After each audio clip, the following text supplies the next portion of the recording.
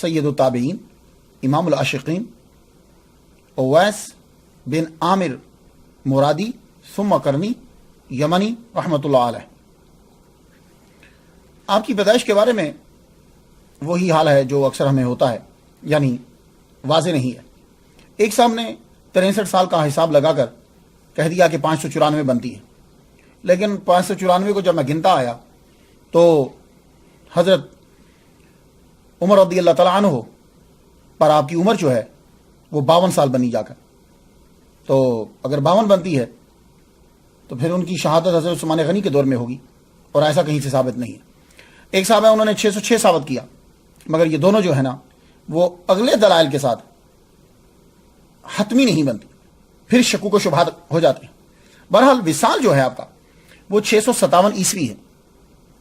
657 عیسوی کے اوپر بہت سے دلائل ہیں، اس لیے اسی کو ہی ہم نے مرکز بنا لیا. آپ کو 2014 میں دنیا سے گئے ہوئے 1357 سال ہو چکے ہیں. آپ کا نام جب ہم لیتے ہیں تو اس میں ایک ٹائٹل جو حضور صلی اللہ علیہ وآلہ وسلم نے آپ کو عطا کیا، خیر التابعین. تمام ٹائٹل سے سب سے بڑھ کر کیوں؟ اس لیے کہ محمد مصطفیٰ صلی اللہ علیہ وسلم نے عطا فرمایا. یہ خیر التابعین جو ہے میرے نبی نے آپ کو ٹائٹل دیا. اس کا مطلب سمجھانے کے لیے ضروری ہے کہ میں پہلے آپ کو یہ بتلا دوں کہ صحابی کسے کہتے ہیں اور تابعی کسے کہتے ہیں. دونوں کی ڈیفینیشن سمجھ میں آ جائے گی تو پھر خیر التابعین بھی سمجھ میں آ جائے گا. صحابی کسے کہتے ہیں؟ تو صحابی وہ ہستی ہے کہ جس نے ایمان کی حالت میں حضور صلی اللہ علیہ وآلہ وسلم کی صحبت اختیار کی، ملاقات کی. اس میں دیکھنے کی شرط نہیں ہے کیونکہ کچھ نبینا بھی ہیں. تو ملاقات کی، صحبت اختیار کی اور ایمان کی حالت میں دنیا سے چلا گیا. کیونکہ بہت سے آدمی ہیں کہ جنہوں نے حضور سے ملاقات تو کی، ایمان بھی لائے تھے، لیکن ایمان کی حالت میں دنیا سے گئے نہیں. تو تابعی اسے کہتے ہیں کہ جس نے ایمان کی حالت میں کسی صحابی کی زیارت کی ہو، ملاقات کی ہو، صحبت اختیار کی ہو اور ایمان کی حالت میں دنیا سے گیا ہو. اب بات سمجھ آ گئی؟ تو حضرت اویس قرنی رضی اللہ تعالیٰ عنہ، آپ نے حضور صلی اللہ علیہ وآلہ وسلم کا زمانہ، ظاہری زمانہ پایا ہے، لیکن ملاقات نہیں کر سکے. اس لیے آپ تابعی ہیں کہ آپ نے صحابہ کا دیدار کیا ہے. صحابہ کا دیدار نہیں بلکہ صحابہ جو ہیں وہ آپ کا دیدار کرنا چاہتے تھے. ایسے تابعی ہیں کہ صحابی آپ کا دیدار کرنا چاہتے ہیں، اور عام صحابی نہیں، وہ صحابی کے جس کی زبان کے اوپر رب تعالیٰ بولتا ہے. ان الرحمن ینطق علی لسان عمر. حضرت عمر رضی اللہ تعالیٰ عنہ آپ سے ملنے کے مشتاق رہتے تھے. بات کچھ سمجھ میں آ گئی؟ تو یہ خیر التابعین ہے. اب خیر کا معنی کیا ہے؟ لفظ خیر تو ہم بولتے ہیں خیر ہو، آپ کی خیر ہو. یہ خیر کا معنی کیا ہوتا ہے؟ خیر کا معنی کسی چیز کا اپنے کمال کو پہنچانا. اور یہ بھی کہا گیا ہے کہ خیر اس میں تفضیل اخیر کا مخفف ہے، جیسے فلانۃ خیرۃ الناس. تو ایک گروہ کے نزدیک حضرت اویس قرنی رضی اللہ تعالیٰ عنہ سید التابعین ہے. کوئی ایسا تابعی کہ جسے حضور صلی اللہ علیہ وآلہ وسلم نے خیر کہا ہو، کوئی ایسا تابعی جسے حضور صلی اللہ علیہ وسلم نے کہا ہو کہ اس کی سفارش سے ربیہ اور مدر کی بکریوں جتنے میرے امتی جنت میں جائیں گے. کوئی ایسا تابعی کہ جس کے شہر کی طرف حضور صلی اللہ علیہ وسلم منہ کر کے اور اپنا سینہ مبارک کھول کر یہ کہتے ہوں کہ نسیم رحمت، مجھے خوشبو آ رہی ہے دوست کی. کوئی ایسا تابعی جسے حضور نے کہا ہو کہ یہ میرا دوست ہے. کوئی ایسا تابعی جس کے لیے حضور نے حضرت عمر سے کہا ہو کہ تمہاری ملاقات ہو تو ان سے یہ کہنا کہ ہمارے لیے بخشش کی دعا کرے، اپنے لیے بخشش کی دعا کروانا اور میرا سلام ان سے کہنا. اور کوئی ایسا تابعی بقول روایت، ایک روایت کے حضور نے اپنا خرقہ بھیجا ہو. کوئی ایسا تابعی کہ سالوں حضرت عمر رضی اللہ تعالیٰ عنہ جس کے منتظر رہے ہوں اور اس کو دیکھنا چاہتے ہوں. نہیں، ہاں نہیں. اور یقیناً جواب حضرت اویس قرنی رضی اللہ تعالیٰ عنہ کا آئے گا کہ آپ ہیں وہ ایسے تابعی. تو پھر سید التابعین ہوئے نا. لیکن امام احمد بن حنبل رحمۃ اللہ علیہ، بہت اعلیٰ مقام ہے ان کا، ہم ان کے آگے سر جھکاتے ہیں. امام احمد بن حنبل رحمۃ اللہ فرماتے ہیں کہ افضل التابعین جو ہیں وہ سعید بن مسیب رضی اللہ تعالیٰ عنہ، یہ افضل التابعین ہیں. میرا خیال ہے کہ ان کی نظر جو ہے وہ ان کے علم کی طرف گئی ہوگی، ان کے علم کی طرف. لیکن میں ایک بات عرض کرتا جاؤں سعید ابن مسیب رضی اللہ تعالیٰ عنہ حضرت اویس قرنی رضی اللہ تعالیٰ عنہ سے چھوٹے ہیں. آپ چھوٹے ہیں ان سے. وہ کیسے؟ اس لیے کہ سعید ابن مسیب رضی اللہ تعالیٰ عنہ پیدا ہوئے 642 میں مدینہ شریف کے اندر. حضرت عمر رضی اللہ تعالیٰ عنہ کی شہادت سے 2 سال پہلے. اور اویس قرنی رضی اللہ تعالیٰ عنہ تو جنگ احد میں بھی جوان تھے. اب آ جائیے آپ کا نام اویس. اویس کا معنی کیا ہوتا ہے؟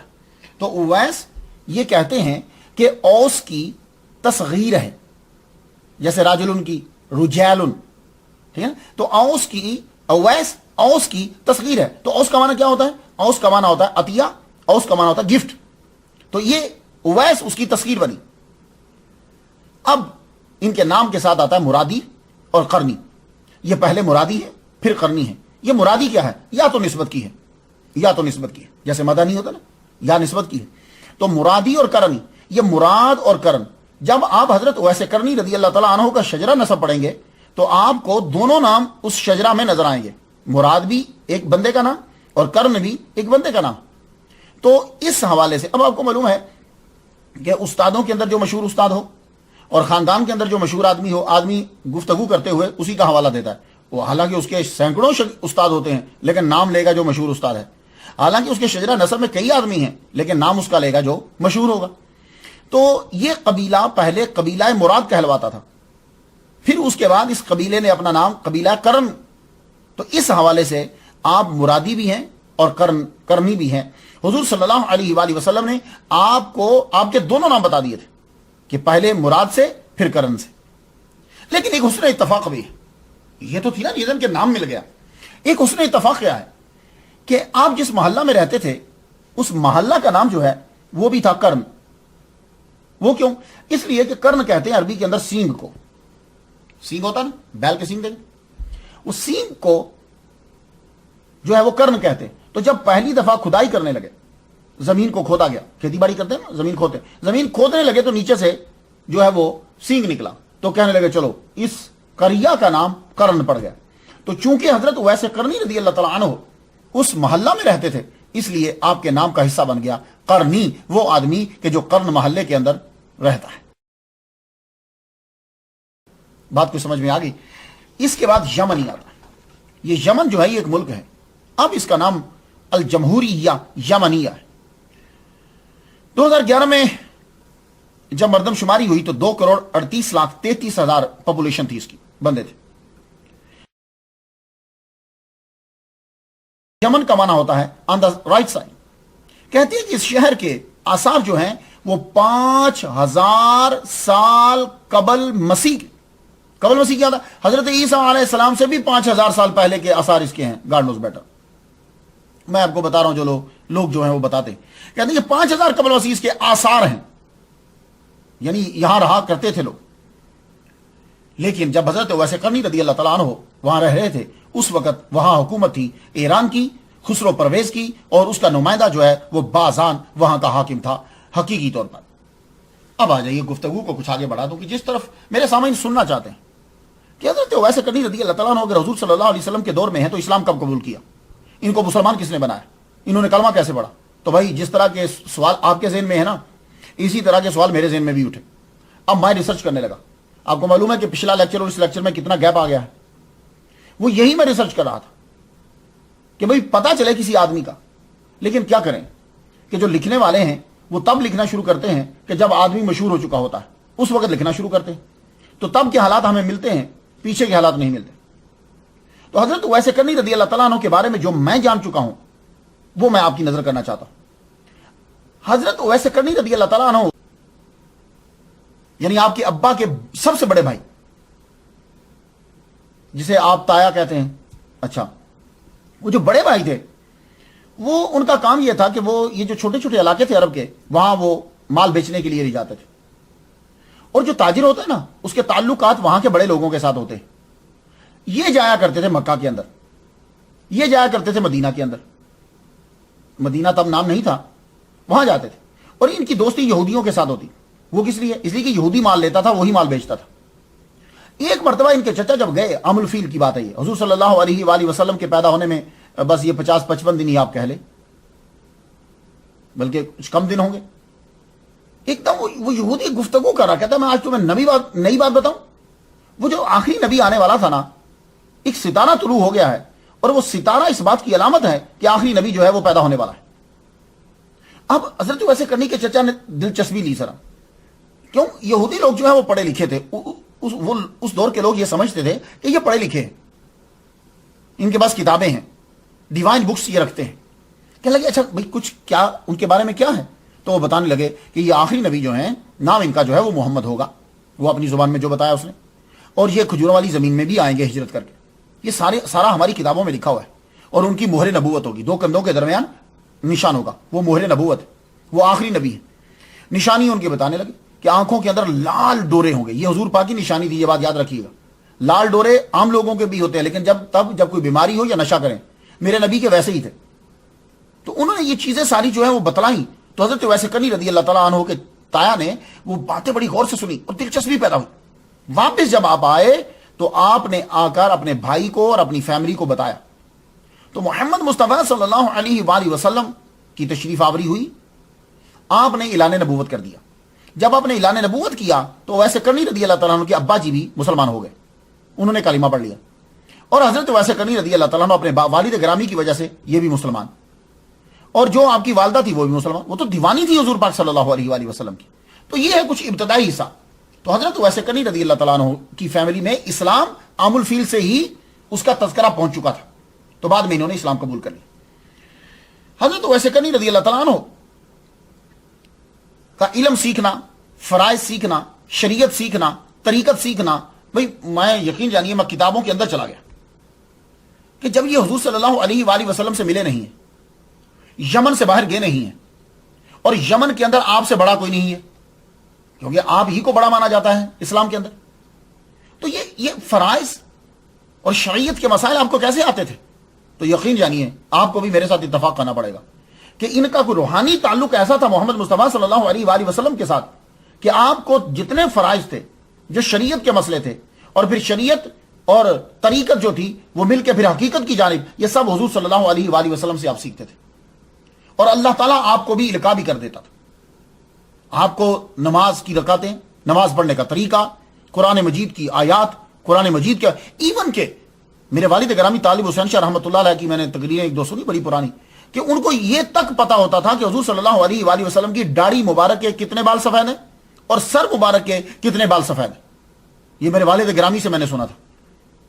اب اس سے حالانکہ کبھی ملاقات نہیں ہوئی، لیکن ملاقات ہوتی تھی، اور حضرت ویسے کرنی رضی اللہ تعالیٰ عنہ کی اتنی پاور تھی، یہ بات تو آپ کو تسلیم کرنا پڑے گی کہ آپ اذان کے ٹائم بلندی پہ کھڑے ہو جاتے تھے، اور کبھی کبھی اپنے مکان کی چھت پہ چڑھ جاتے تھے۔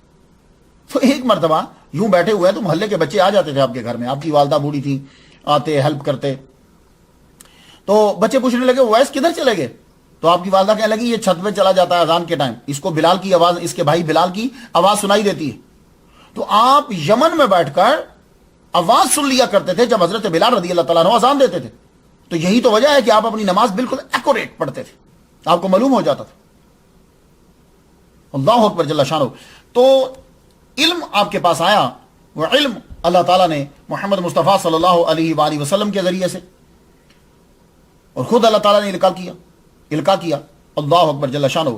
اب طرز زندگی پہ ذرا تھوڑا سا جو مجھے کتابوں سے ملا ہے میں آپ کی نظر کر دوں۔ آپ کے والد گرامی کا انتقال تو ہو گیا، آپ چھوٹے سے تھے، یتیمی کی حالت میں پرورش، اللہ اکبر جل شانہ، تو پرورش پا رہے ہیں، بڑے ہوتے ہیں، جو کچھ کر سکتے ہیں بیچارے۔ آپ کا ذریعہ معاش کا تھا، زندگی کے مختلف دور کے اندر آپ نے مختلف جو ہے نا وہ مزدوری کی، مختلف کام کی کہ جس سے آمدن ہو، میں اپنی ماں کے لیے کپڑے بنا سکوں، میں اپنی ماں کی زندگی میں اس کی مدد کر سکوں۔ تو ایک کام جو آپ نے شروع کرا وہ ایک ہے اونٹ چرانا۔ یہ اونٹ چرانے کا کام آپ نے جو ہے، اور ایک ان میں سے ہے گٹھلیاں چننا، گٹھلیاں، یہ جو ڈیٹ سیڈز ہوتی ہیں، کھجوروں کی گٹھلیاں، یہ چننا، اور ایک یہ ہے کہ دری بنانا۔ یہ ذریعہ معاش آپ نے اپنی زندگی کے اندر جو ہے وہ اپنائے۔ اونٹ چرانا آپ نے اپنی والدہ کی، جب بڑے ہو گئے پھر آپ نے لوگوں کے اونٹ چرانے شروع کر دیے۔ اونٹ چرانے کے اندر آپ کو بڑی آسانی ہوتی تھی، حالانکہ ہمارے لیے بکریاں چرانا اور اونٹ چرانا مشکل ہوتا ہے، لیکن ان کے لیے بڑی آسانی ہوتی تھی. جانتے ہو کیوں؟ اس لیے آسانی ہوتی تھی کہ جب وہ اونٹ لے کر چلے جاتے تھے باہر، بکریاں لے کے چلے جاتے تھے، تو ان کو چھوڑ دیتے اور خود عبادت میں مصروف ہو جاتے. حضرت ویسے کرنی رضی اللہ تعالیٰ عنہ کے اوپر غلبہ حال رہا ہے میرے داتا گنج بخش علی حجویری، جن کی وجہ سے لاہور شہروں کا قطب ہے. داتا صاحب فرماتے ہیں کہ 2 وجہ سے آپ نے محمد مصطفیٰ صلی اللہ علیہ وآلہ وسلم کی زیارت نہیں کر پائے. ایک تو غلبہ حال تھا، ہر وقت استغراق میں رہتے تھے، جن کو آپ مجذوب کہتے ہو، یہ سادہ ترجمہ کر رہا ہوں. تو غلبہ حال، اور دوسرا اپنی والدہ. یہ 2 وجہ تھی کہ آپ ایسے ہی اللہ تعالیٰ کی یاد کے اندر محو رہے. یہ چیزیں سمجھانے سے نہیں آتی، یہ بات یاد رکھیے، جب تک کہ آپ کے اوپر وارد نہیں ہوگی. اور ماشاءاللہ ابھی مجھے بہت سے دوستوں جو دوست سن رہے ہیں، کیونکہ ہمارا جو یہ سلسلہ ہے نا، یہ کوئی شخصی اجارہ داری کا نہیں ہے، اللہ سب کا ہے. تو اب جو لوگ وظائف میں پڑے ہیں، جو میری بہنیں ہیں یا بھائی جو تقریروں کو سنتی، اب اللہ کا کرم ان پہ ہو رہا ہے، یہ چیزیں آپ کے اوپر وارد ہوں گی، اور آج کا لیکچر سننے کے بعد آپ کے لیے اور آسانی ہو جائے گی. تو حضرت ویسے کرنی رضی اللہ تعالیٰ عنہ غلبہ حال آپ کے اوپر، یہ ایک مقام آتا ہے، آدمی اس چیز کو سوچتا ہے تو گم ہو جاتا ہے، اس کو کچھ خبر نہیں رہتی. یہ سادہ لفظوں میں آپ کو سمجھا دوں، غلبہ حال یہ ہے، بس ایک تجلی کی پہ نظر پڑی اور گم ہو گئے. یہ سادہ لفظوں میں سمجھا رہا ہوں. تو حضرت ویسے کرنی رضی اللہ تعالیٰ عنہ عبادت میں مصروف رہتے، شام کو واپس آ جاتے. مجال ہے کہ کوئی بکری ادھر چلی جائے یا کوئی اونٹ ادھر چلا جائے؟ نہ. مجھے تو ایسا لگتا ہے، جب میں نے کافی پڑھنے کے بعد میں یہ نتیجہ اخذ کرتا ہوں کہ آپ جب اونٹ چرانے لگتے تھے یا بکریاں چرانے کے لیے لاتے تھے تو عبادت میں مصروف ہو جاتے تھے، اور رب تعالیٰ فرشتوں کی ڈیوٹی لگا دیتا تھا کہ جاؤ اس کے جانوروں کا دھیان رکھنا، کہیں ادھر ادھر نکل نہ جائے. تو کوئی جانور گم نہیں ہوتا تھا، ورنہ بکریوں کو سنبھالنا بہت مشکل ہوتا ہے. تو آپ عبادت میں مصروف رہتے. جو ہی سورج ڈوبنے لگتا، آپ جو ہے وہ اپنی نماز ادا کرتے، یعنی وہ جو مغرب کی نماز ادا کرتے سورج ڈوبنے کا، جانوروں کو لے کے واپس آ جاتے. پھر گھر میں آ کر ماں کی خدمت کی، ماں کو کچھ دیا، اس کے بعد پھر ساری رات جو ہے وہ چل پڑے، پھر عبادت میں مصروف ہو جاتے تھے. اللہ اکبر جل شانہ. کمرے میں چلے جاتے یا چھت کے اوپر چلے جاتے، عبادت میں لگے رہتے، عبادت ساری رات گزر جاتے.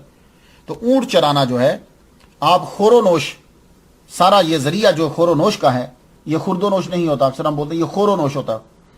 تو خور و نوش جو ہے، اس کا انتظام جو ہے وہ آپ یوں کرتے. گٹھلیاں چننا. حضرت ویسے کرنی رضی اللہ تعالیٰ عنہ دوسرا کاروبار کیا تھا، یعنی کاروبار کیا کہیں گے کہ دوسری مزدوری کیا کرتے تھے آپ؟ گٹھلیاں چننا. وہ گٹھلیاں چننا کیا ہوتا؟ لوگ اکثر کھجوریں کھانے کے بعد گٹھلی پھینک دیتے. گٹھلی جب پھینک دیتے ہیں تو آپ ان گٹھلیوں کو چنا کرتے تھے. تو گٹھلیوں کو چنتے کیوں تھے؟ دھونے کے بعد یا ویسے ہی وہ گٹھلیاں جو ہیں وہ آپ بیچ دیا کرتے تھے. وہ گٹھلیاں جو ہیں وہ اینیمل فیڈ ہے، اونٹوں کو کھلایا کرتے تھے. اب کچھ لوگوں کے ذہن میں یہ بات آئے گی کہ یہ کیسے ہو سکتا ہے، یہ بھی کوئی کاروبار ہے؟ ہاں، ملیشیا کی یونیورسٹی میں اس پر بڑی ریسرچ ہوئی ہے. یہ بڑی اینیمل فیڈ ہے، زبردست سورس ہے یہ اینیمل فیڈ، اور اس کے اندر سے بہت ساری چیزیں نکلتی. تو جدید ریسرچ جو ہوئی ہے، کہتے ہیں ڈیڈ سیڈز اور traditionally used for animal feed. پچھلے دوروں میں بھی استعمال ہوتا تھا، اب بھی یہ استعمال ہوتی. اس سے آئل بھی نکالا جاتا ہے، مہنگا ہوتا ہے. اس کو پریس کرنے کے بعد اس سے آئل نکلتا ہے کھجور کی گٹھلی سے. تو ظاہر آپ جو کھائے گا اس میں بھی جائے گا. اور اس کے اندر calcium, iron, copper, magnesium, zinc, phosphorus, یہ اس کے اندر ہوتا ہے. اور یہ کھجور کی کبھی کافی پی آپ نے؟ کافی اصل میں بیج ہوتے ہیں، ان کو بھونا جاتا ہے، بھوننے کے بعد پھر اس کو گرائنڈ کرتے ہیں، پھر وہ کافی بنتی ہے. رائٹ؟ اچھا، وہ کافی جو ہے لیکن وہ نقصان دہ، اس میں کیفین ہوتی ہے. تو کافی کا اگر بدل ہے، آپ کیفین سے بچنا چاہتے ہو تو یہ کھجوریں ہیں، بھونا جائے، بھوننے کے بعد پیسا جائے اور اس کی کافی بن سکتی. اس کے علاوہ 2004 میں ریسرچ ہوئی 2004 کے اندر کہ گٹھلی کے اندر پروٹین جو ہے، یہ گٹھلی پروٹین کا بہترین ذریعہ ہے. 1998 میں چوزوں کی خوراک میں پیس کر اس کو ڈالا گیا تو چوزوں کا وزن جو ہے وہ بڑھ گیا تھا، خاطرخواہ اس کے اندر اضافہ ہوا. تو یہ میں نے آپ کو ملیشیا کی یونیورسٹی کی ریسرچ جو ہے وہ بتا دی. جا رہا ہے اونٹوں کا تعلق مسلمانوں کے ساتھ ہے، مسلمان ملک کی کوئی نہ کوئی ریسرچ کرے گا. خیر، آپ کا جو ہے وہ ذریعہ معاش کیا تھا؟ گٹھلیاں آپ چنتے تھے، اور وہ گٹھلیاں جو ہے وہ جا کے جن کے اونٹ تھے انہیں دیتے، وہ بدلے میں آپ کو کھجوریں دے دیتے. کتنی کھجوریں ملتی ہوں، آپ اس سے روزہ کھولتے، کچھ اپنی ماں کو دے دیتے. تیسرا ذریعہ معاش جو ہے وہ آپ کا وہ تھا دری بننا. آپ دریے بھی بنتے تھے خود، اون جو ہے نا، اونٹوں کی اون جو ہے وہ اور بکریوں کی اون، اس سے ملا کے دھاگا بنتا تھا. وہ دھاگا لاتے، اس سے پھر گھر کے اندر جو ہے وہ آپ دری بنتے. وہ دری جو ہے وہ بازار کے اندر جب آپ بیچتے تو 10 درہم کی بک جاتی. ایک دفعہ کیا ہوا کہ وہ دری آپ نے بنائی اپنی والدہ ماجدہ کے لیے. بناتے جو ٹائم ملتا تھوڑا سا کہ میری ماں جو ہے نا وہ اس کا یہ بیٹھے گی میری ماں، بڑی بات ہوتی ہے. وہ دری جب آپ نے دری بنا لی تو ہوا کیا کہ وہ دری آپ کی کو چوری کر کے لے گیا. دری چوری کر کے لے گیا. آپ جب کبھی بازار جاتے تو بازار اپنی والدہ کو بھی کبھی کبھی ساتھ لے جاتے، بٹھاتے والدہ کی تنہائی کو ختم کرنے کے لیے. ایک بات میں آپ کو بتاؤں، ہم جب بڑے ہو جاتے ہیں نا تو ہم یہ سمجھتے ہیں کہ ہمارے ماں اور ہمارے باپ کو ان چیزوں کی ضرورت نہیں ہے. ہم اپنے بچوں سے پوچھتے ہیں تمہیں کون سا کپڑا چاہیے، کون سا جوتا چاہیے، کیا کھانا چاہتے ہو تم. اپنی بیوی سے پوچھیں گے کون سا کپڑا چاہیے. سیم یہی چیزیں جو ہیں وہ ماں باپ کو بھی چاہیے ہوتی. ہم یہ سمجھتے ہیں کہ ماں باپ بڑے ہیں، ان کو پوچھ کے کیا کرنا. یہ دماغ سے نکال دیجیے. جو لوگ سن رہے ہیں میرا لیکچر سنیں، وہ اپنی ماں جی سے جا کے پوچھیں ماں تجھے کون سے کپڑے چاہیے، ماں تجھے کون سا جوتا چاہیے، ماں آج تو کیا کھانا چاہتی. میں جب کبھی پاکستان جاتا ہوں تو میری والدہ ماجدہ کو وہ خصہ جو ہے وہ بہت اچھا لگتا ہے. میں اسپیشلی ان کے لیے لے کے جاتا ہوں، ماں یہ پہنو. پھر ماں سے پوچھتا ہوں ماں آج تجھے کیا کھانا ہے تجھے. تو آپ بھی اسی طرح جیسے اپنے بچوں سے پوچھتے ہو ویسے ہی ماں کا خیال رکھو. یہ بات یاد رکھنا. اور ہم لوگوں میں سے اکثریت یہ مسٹیک کر جاتی ہے، ہم سمجھتے ہیں کہ ماں کو نہیں پوچھنا، اس کی کوئی ضرورت نہیں. وہی چیزیں بچوں والی جو آپ اپنے بچوں کے ساتھ وہی ماں سے پوچھو، وہ خوش ہوگی. ایک بزرگ تھے، ان کی والدہ ماجدہ کو رنگین کپڑے بڑے پسند تھے. وہ اپنی والدہ ماجدہ کے خود کپڑے رنگا کرتے تھے عید والے دن اور اپنی ماں کو پہناتے تھے. تو حضرت ویسے کرنی رضی اللہ تعالیٰ عنہ اپنی والدہ ماجدہ کو لے کر آتے، بازار میں بٹھاتے، کھجوریں بیچتے. وہ بازار میں آپ بیٹھے ہوئے ہیں تو کیا دیکھا کہ ایک آدمی دری بیچ رہا ہے. تو کہا 10 درہم کی دری، 10 درہم کی دری، 10 درہم کی دری. آپ نے یوں دیکھا تو پہچان لیا. آدمی نے جو چیز خود بنائی ہوتی ہے نا اس کو بڑے دور سے پہچان لیتا. وہ آپ نے دری پہچانی، یہ دری تو میں نے بنائی ہوئی ہے. لیکن کیا کہنے، یہی تو ہے تصوف. یہ صوفیہ کا کمال ہوتا ہے اور یہ چیزیں اور کسی میں نہیں پائی جاتی. اٹھے 10 درہم جیب سے نکالے اور اس بندے کو جا کے 10 درہم دے دی اور کہا جناب یہ دری مجھے بیچ دیجیے. کیونکہ آپ نے چونکہ اپنی والدہ ماجدہ کے لیے بڑے پیار سے اور بڑی محنت سے وہ دری بنائی تھی، تو 10 درہم دے کر وہ دری لے لی اور اپنی والدہ ماجدہ کے نیچے بچھا دی. اللہ اکبر جل شان. آپ بازار میں بیٹھے، جہاں پھول ہو وہاں کانٹا ضرور ہوتا ہے، جہاں دوست ہو وہاں دشمن بھی ضرور ہوتے ہیں. تو لوگ آپ کو دیوانہ اور مجنون بھی کہا کرتے تھے. لباس جو ہے، لباس، اس کے اوپر ذرا گفتگو ہو جائے. اور یہ کرام جو ہوتے ہیں وہ اپنی خوراک اور اپنی پوشاک دونوں کے اوپر بہت دھیان دیتے ہیں. خوراک اور پوشاک کے اوپر اس میں شائبہ نہیں ہونا چاہیے. خوراک میں اور پوشاک میں دونوں میں شائبہ ہو جائے تو صوفی کی زندگی پہ اثر پڑتا ہے، اس کے روز مرہ، اس کی عبادت کے اوپر، روز مرہ ایون کے سوچ کے اوپر بھی اثر پڑتا ہے. اس لیے صوفی ان چیزوں کے اوپر بڑا دھیان دے گا. میں دیکھنے لگا کہ حضرت ویسے کرنی رضی اللہ تعالیٰ عنہ کون سا لباس پہنتے، تو پتہ یہ چلا کہ آپ کے 2 کپڑے ہوتے تھے. اون کی بنی ہوئی چادریں کہتے ہیں کہ 2 ہوتی تھی، یہ بھی اون کا بنا ہوا ہے. تو اون کی بنی ہوئی 2 چادریں پہنتے تھے. ایک جگہ امام شرانی فرماتے ہیں کہ 2 کپڑے پہنتے تھے، اور فرید الدین عطار رحمۃ اللہ علیہ فرماتے ہیں کہ آپ کے کپڑوں کو پیوند لگا ہوتا تھا. آپ کو مجنون اور دیوانہ کیوں کہتے تھے؟ میں آپ کو بتاتا ہوں. دیوانہ کہنے کی وجہ کیا ہے. دیکھیے، ایک روٹین میں جو کام ہو رہا ہو اس سے ہٹ کر جو کوئی آدمی کام کرتا ہے تو کہتے ہیں دیوانہ ہے، پاگل ہے. اب اس دور کے اندر کیا ہو رہا تھا، ایرانیوں کی حکومتی لوگ جو ہیں عرب والے بھی بت پرست ہیں. تو کیا ہوتا تھا کہ وہ جب پوجا کرتے تھے وہ کسی نہ کسی کو سامنے کھڑا کر لیتے تھے، جو بھی ان کا بھگوان، جو بھی بت ہے. حضرت ویسے کرنی رضی اللہ تعالیٰ عنہ جب عبادت کرتے تھے تو آگے کوئی بھی نہیں ہوتا تھا.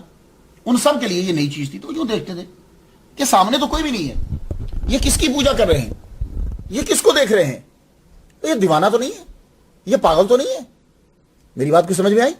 تو اس دور کے اندر یہ تھا کہ سامنے کچھ ہو تو سجدہ کرو، اور جب اس دور کے اندر کوئی ایسی چیز کو ہستی کو سجدہ کر رہا ہے جو سامنے نظر نہیں آ رہی تو لوگ کہتے ہیں پاگل ہے.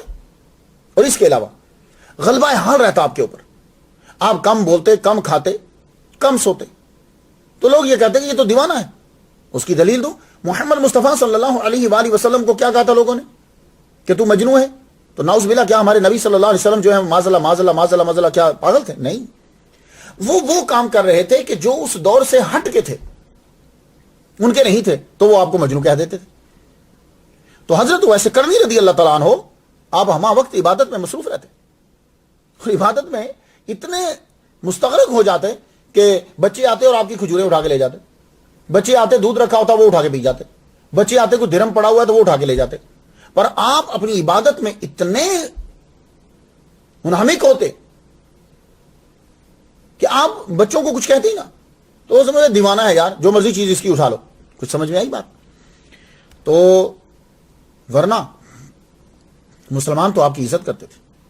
قبیلہ جوفی کے سردار نے تو یہ کہا تھا کہ یہ ہمارے قبیلے کا سردار ہے, تو کیا دیوانوں کو سردار بنائیں گے؟ نہیں. ایک بات یاد رکھ لیجیے, جتنے ہمارے لیسنرز ہیں, صوفیہ وہ مشکوک کھانا اور مشکوک چیز کے قریب تک نہیں جاتے جب تک کہ کھانا کلیئر نہ ہو جائے. یہ بات یاد رکھیے. ابو علی شاہ قلندر, میرے والد گرامی نے فرمایا تھا کہ ابو علی شاہ قلندر کے والد گرامی, آپ جب جا رہے تھے, آپ کی شادی ہوئی, آپ رستے میں جا رہے تھے کہ دانا گرا ہوا آپ نے اٹھا کے کھا لیا. 40 دن تک آپ اپنی زوجہ محترمہ کے پاس نہیں گئے تھے کہ پتہ نہیں یہ دانا جو نیچے سے اٹھایا ہوا میں نے کھایا ہے یہ کس کا تھا, کہاں سے آیا تھا. کچھ سمجھ میں آ رہی بات؟ کہاں سے آیا تھا؟ اور 40 دن تک چونکہ لقمے کا اثر رہتا ہے, اب 40 دن تک نہیں گئے. تو ایسے لوگوں کے بیٹے پھر ابو علی شاہ قلندر, لال شہباز قلندر, یہ ایسے لوگوں کے باپ بیٹے پیدا ہوتے. ہمارے غوث پاک عبد القادر گیلانی رحمۃ اللہ, ان کے ابا جی, آپ نے دریا سے بہتا ہوا سیب کھایا تھا تو کتنے سال پھر مزدوری کی تھی؟ 8 سال. تو بھائی صوفیہ کرام جو ہوتے ہیں وہ مشکوک اگر کہیں کھانا ہو جائے تو پھر خوراک اور پوشاک دونوں پہ دھیان دیتے. اب یہاں میں ایک قرآن سے دلیل دے جاؤں تاکہ آپ لوگوں کو یقین ہو جائے. بھائی یہ جو برین ہے, یہ دماغ جو ہے, یہ بھی تو کچھ چیز مانگتا ہے نا. سورہ کاف پڑھی آپ نے؟ سورہ کاف جو ہے یہ جمعہ کے دن ضرور پڑھا کریں, میرے نبی کا فرمان ہے, دنیا کے سچے ترین انسان نے کہا اسے ضرور پڑھا کریں, نور تک, اگلے جمعے تک آپ نور میں رہیں گے. تو بھائی محمد مصطفیٰ صلی اللہ علیہ وآلہ وسلم نے جو سورہ کاف کہا, اس سورہ کاف کے اندر ایک بات بتاؤں, وہ جو سلیپر آف کیو ہیں, سلیپر آف کیو, وہ جب 309 سال کے بعد اٹھے تھے تو کیا بولا تھا انہوں نے؟ جائیے قرآن پڑھیے. انہوں نے ایک سکہ دیا اور سکہ دینے کے بعد کہنے لگے جاؤ بازار جاؤ, فل ینظر ایھا ازکا طعاما, بازار جا کر تلاش کرو کہ سب سے پکیزہ کھانا کون سا ہے. تو وہ حضرت عیسیٰ علیہ السلام کے اس مذہب کے صوفیہ تھے. تو انہوں نے سب سے پہلے کھانے پہ دھیان دیا, کیونکہ کھانا انسان کی باڈی پر, انسان کی سوچ پر, انسان کی عبادت پر اثر انداز ہوتا ہے.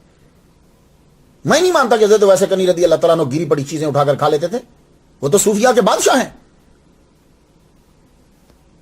اب 2 دلیلیں دیتا ہوں میں آپ کو, بغیر دلیل کی اگر بات کریں گے تو پھر لوگ مانیں گے نہیں. 2 دلیلیں دیتا ہوں. 3 روز سے آپ نے کچھ کھایا نہیں, اکثر روزہ سے رہتے تھے, بھوک تو لگ جاتی ہے نا آدمی کو, انسان کا پیٹ ہے, جسم تو ہے.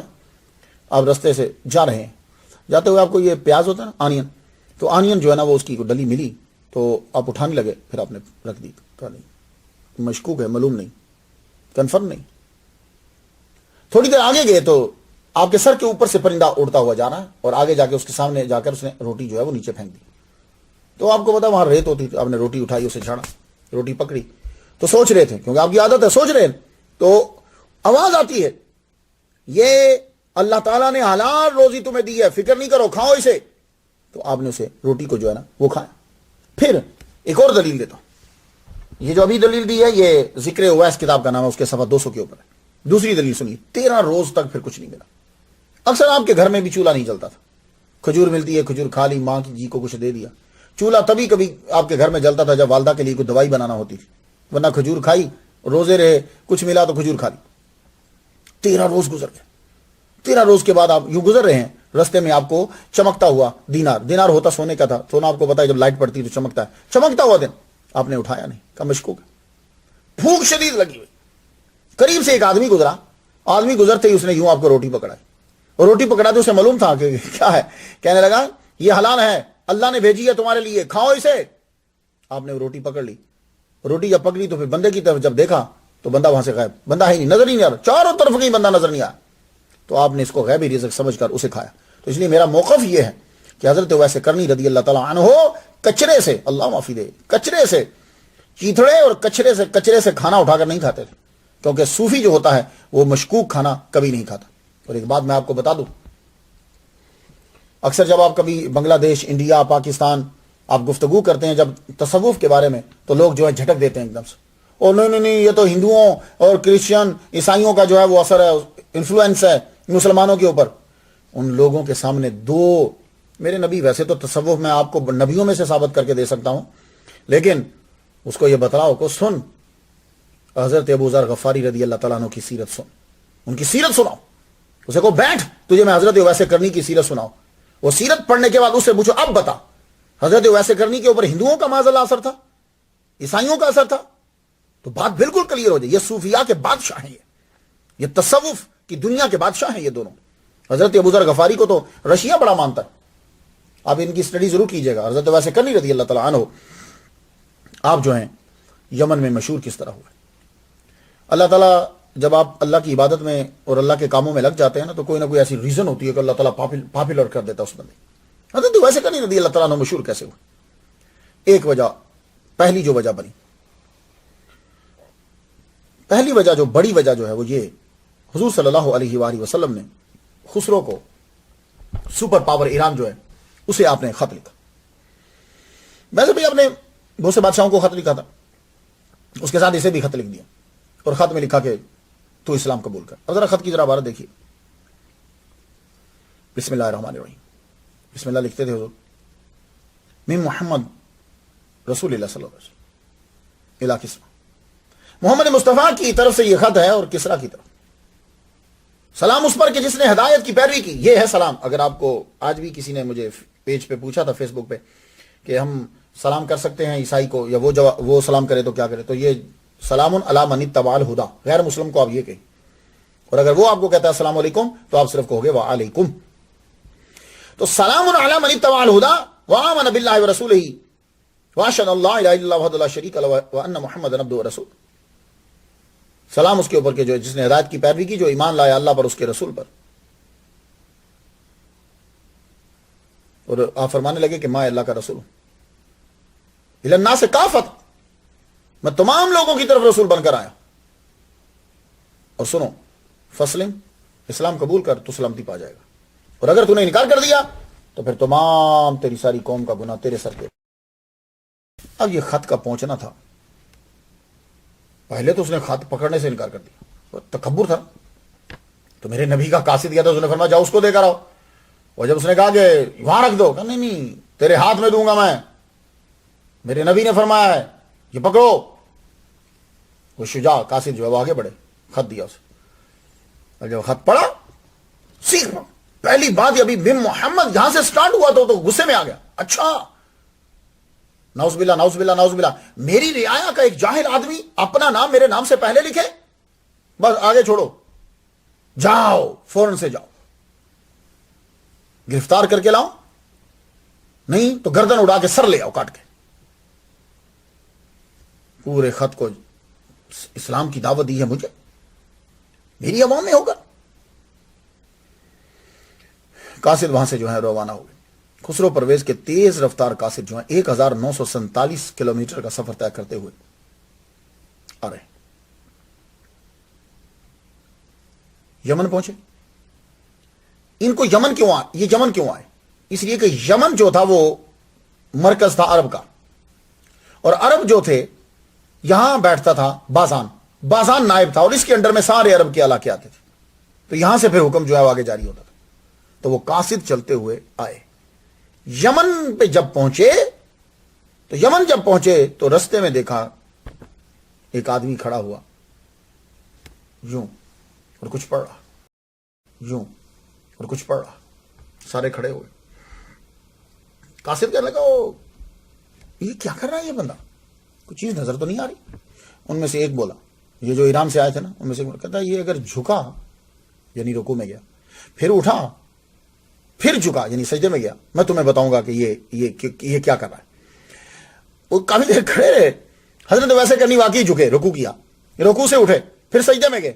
تو اب وہ ایک قاصد دوسرے سے کہتا، وہ جو ان کا سرار تھا، سربراہ تھا، اسے کہنے لگا اگر میں تمہیں بتا دوں کہ یہ کس کا پیروکار ہے تو تم اس کی گردن تو نہیں اڑا دو گے؟ کہنے لگا بول تو سی، بتا یہ کیا کر رہا ہے؟ کہنے لگا یہ عبادت کر رہا ہے، یہ محمد مصطفیٰ کا پیروکار ہے. اس نے یوں تلوار نکالی. اب تلوار نکالی، قریب تھا کہ گردن جو ہے وہ کاٹ دیتا. تو حضرت ویسے کرنی رضی اللہ تعالیٰ عنہ کی وہ آخری رکعت تھی، آپ نے السلام علیکم ورحمۃ اللہ، السلام علیکم ورحمۃ اللہ، سلام پھیرا نا. حضرت ویسے کرنی رضی اللہ تعالیٰ عنہ کی آنکھوں کے اندر ایک اثر تھا. آپ جس کو دیکھتے تھے نا وہ چیز وہی رک جاتی تھی، جس کو غصے سے آپ دیکھ لیتے. ایک مرتبہ آپ عبادت کر رہے تھے، ایک کتا جو ہے وہ کسی عورت کے پیچھے پھٹ گیا. وہ عورت بیچاری دوڑتی دوڑتی پناہ لینے کے لیے آپ کے قریب آ گئی. آپ نے یوں نظر بھر کے کتے کو دیکھا، وہیں رک گیا، واپس چلا گیا. اور ایک مرتبہ آپ اپنی والدہ ماجدہ کے ساتھ بازار کے اندر، بازار میں کھجوریں بیچ رہے تھے، اور آپ کو معلوم ہے جہاں دوست ہوتے ہیں دشمن ہوتے ہیں، صدیق ہوتے ہیں زندیق ہوتا ہے، پھول ہوتا ہے کانٹا ہوتا ہے، یہ تو چلتا ہے نا سسٹم، دن ہے تو رات ہے. وہ ابن اخنس جو تھا نا کوتوال، یہ پولیس دانستہ طور پہ چھیڑتا تھا آپ کو. آیا کیا بیچ رہے ہو؟ وہ بلا وجہ نظر آ رہا ہے کیا بیچ رہے ہو؟ کھجوریں اٹھائیں، چبائیں، چبا کے تھوک دیا آپ کے منہ کے اوپر. آپ نے اس کو کچھ نہیں کہا. گھوڑے کے اوپر بیٹھا چلنے لگا تو آپ نے یوں گھورا. تو ویسے کرنی رضی اللہ تعالیٰ نے جب اس کو گھورا تو گھوڑا مجال ہے کہ آگے ایک سٹیپ بھی لیا وہ گھوڑے نے. ایک دم سے آپ کو آواز آئی، آپ کی والدہ نے پکارا اویس. آپ نے یوں مڑ کے دیکھا، آپ کی نظر ہٹی تو وہ تو چل پایا، ورنہ وہ اتنی کوشش کر لی وہ چل ہی نہیں پا رہا تھا. تو آپ نے یوں دیکھا، جب اس نے تلوار اٹھائی آپ کا سر قلم کرنے کے لیے، آپ نے یوں دیکھا، تلوار وہاں رکی آئی. اب پتہ نہیں اس کی باڈی میں کیا اثر ہوا، پیاس لگی ہے کچھ. حضرت ویسے کرنی رضی اللہ تعالیٰ عنہ اٹھے، اٹھ کے آپ نے پانی، دودھ جو ہے وہ 2 پیالوں میں ڈالا، 2 پیالوں میں ڈال کے اسے دیا، دوسرے کو دیا، پھر گئے تو تیسرے کو بھی پیالہ دودھ کا دیا. اب وہ دودھ پینے لگے. تو جب پینے لگے تو یہ دیکھو، یہ صوفی یہی ہوتا، وہ وقت ضائع نہیں کرتا. پھر عبادت شروع، اللہ اکبر، نماز شروع کر دی. اب انہوں نے کیا کیا کہ وہ جو باقی 2 تھے انہوں نے یوں پیالے پھینکے اور ایک ایک درہم پھینک دیا. یہ جس نے تلوار اٹھائی تھی نا، پتہ نہیں کیا اس پہ اثر ہوا. نیچے اترا گھوڑے سے، پیالہ رکھا اور اس کے اندر دینار رکھ دیا. دینار سونے کا ہوتا تھا، درہم چاندی کا ہوتا تھا. دینار رکھا اس کے اندر. آپ کو معلوم ہے کہ ان دونوں نے پیالے پھینکے ریت پر، انہوں نے پیالہ جا کے رکھا. اللہ تعالیٰ نے اس بندے کو، یہ جو تھا جس نے پیالہ رکھا، اسے اللہ تعالیٰ نے ایمان کی دولت عطا کر دی. تو لسنرز، خواتین و حضرات، ادب کو نہ چھوڑو اس دنیا کو. دنیا ترقی کرتی جائے گی. یہ چاند پہ تو پہنچ گئی ہے، انسان کے دل کے پتہ تک نہیں پہنچی. پاس جو بندہ بیٹھا اس تک نہیں پہنچ پائی. ادب بہت چیز ہوتی ہے. اس کو اسلام، ایمان مل گیا. بابویا اس کا نام تھا، بابویا. تو حضرت ویسے کرنی رضی اللہ تعالیٰ عنہ کو عبادت میں چھوڑ کر وہ بندے چلے گئے. انہیں محل میں جانا تھا. محل میں جب وہ پہنچے، محل میں جب پہنچتے ہیں تو بازان کے دربار میں پیش ہوئے. کہا خسرو پرویز کا خط آیا.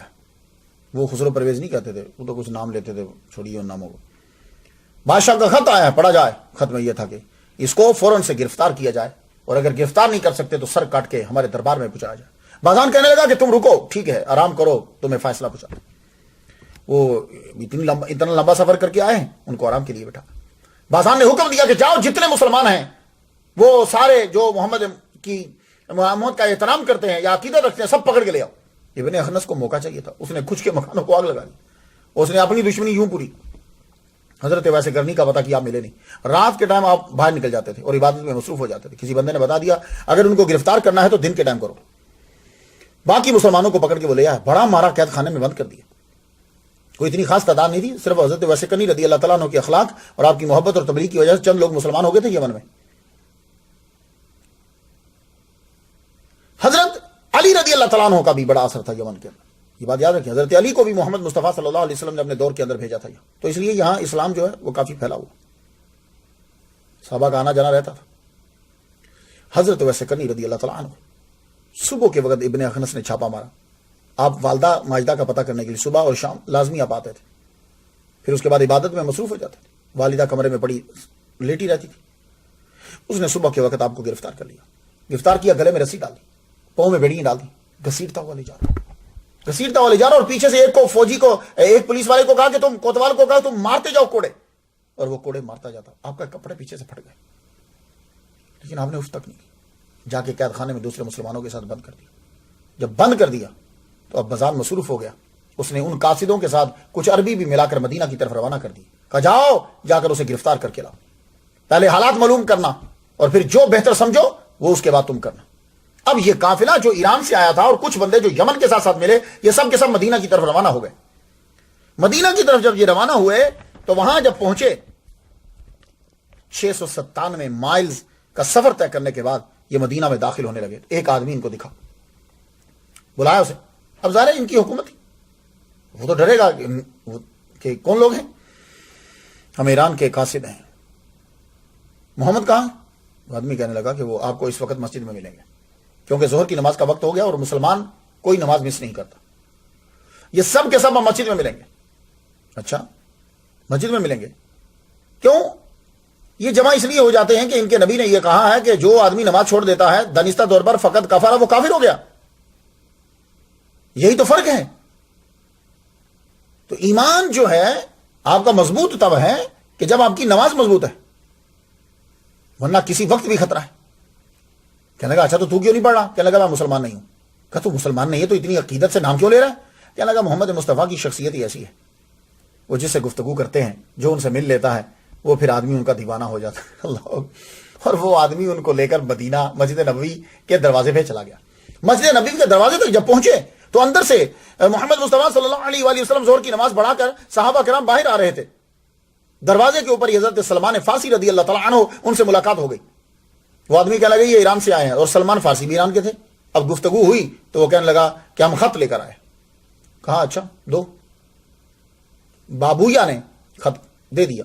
حضرت سلمان فارسی رضی اللہ تعالیٰ عنہ انہیں پتا تھا تو وہ گئے حضور پاک کے پاس. کہنے لگے یا رسول اللہ، ایران کے بادشاہ نے آپ کی گرفتاری یا سر کاٹنے کا آپ کو آرڈر دیا ہے کیونکہ آپ نے خط لکھا ہے، تو کیا جواب دیتے ہیں آپ؟ فرمانے لگے یہ ان کو رکواؤ آج رات، ان کو کہو تم رک جاؤ، کل ہم تمہیں جواب دیں گے. محمد مصطفیٰ صلی اللہ علیہ وآلہ وسلم نے فرما دیا اور اپنے صحابہ سے یہ کہا کہ ان کی مہمان نوازی کے اندر کوئی بھی فرق نہ آئے، مہمان نوازی خوب کرو. اللہ اکبر جل شانہ. جس کے گھر کھجور تھی وہ لایا، دودھ تھا وہ لایا، جس کا جو تھا گندم تو تب بہت کم ہوتی تھی، جو تھا پیش کر دیا ان کو. رات جب گزر گئی، صبح ہوئی تو صبح وہ قافلہ سارا محمد مصطفیٰ صلی اللہ علیہ وسلم کی بارگاہ میں پیش ہوا. تو اب میرے نبی کا جواب سن لیجئے. محمد مصطفیٰ صلی اللہ علیہ وآلہ وسلم نے کہا سلمان فارسی ان سے بول دو کہ جس بادشاہ کا تم حکم لے کر آئے ہو وہ بادشاہ قتل کر دیا گیا ہے، اس کے بیٹے نے اسے قتل کر دیا ہے. تو جب بادشاہ ہی نہیں رہا تو تمہارا آرڈر اب کیا چلے گا؟ یہ بات سننا تھا کہ بابویا اور جتنے قاصد اور باقی تھے ان کے پاؤں کے نیچے سے زمین نکل گئی. باقی بات ٹھیک ہے، جب بادشاہ ہی نہیں رہا تو پھر حکم کا ہے گا. کہا جاؤ چلے جاؤ واپس. وہ سب کا سب قافلہ جو ہے بڑی تیزی کے ساتھ اب یمن کی طرف جو ہے وہ یمن کی طرف روانہ ہوا. اور یہ قافلہ 697 مائل کا سفر طے کرنے کے بعد جب بازان کے دربار میں پہنچا تو وہ بولا کہ کیا لے کر آئے ہو، کیا ملا جواب؟ تو وہ قاصد کہنے لگے، بازان سے یہ کہنے لگے جواب سن لے، جواب یہ ملا ہے کہ محمد نے یہ کہا ہے کہ تمہارا بادشاہ کو قتل کر دیا گیا. لو اب تو آگ بگولا ہوا. لگا اچھا یہ جرت کون ہے جو اسے قتل کر سکتا ہے؟ جاؤ قید خانے میں جتنے مسلمان ہیں پکڑ کے لے کر آؤ. بس اب شامت آ. قید خانے کے اندر حضرت ویسے کرنی رضی اللہ تعالیٰ عنہ کا طریقہ وہی رہا جو ہمارے اولیاء کرام کا رہا ہے، حضرت یوسف علیہ السلام کا رہا ہے. جو قید خانے کے اندر ہوتا ہے وہ کیا ہوتا ہے؟ تبلیغ، عبادت. یہ ہمارے اولیاء کا، وہ جیلوں میں جاتے رہتے ہیں، بڑی دفعہ گئے جیلوں کے اندر. جیل میں پہنچے، حضرت یوسف علیہ السلام نے کیا کیا تھا؟ توحید بیان کی تھی، ان کی خوابوں کی تعبیر بیان کرتے تھے، عبادت کرتے تھے. حضرت ویسے کرنی رضی اللہ تعالیٰ عنہ تبلیغ کرتے تھے، تو آپ ان کو سکھاتے. نماز با جماعت ہوتی.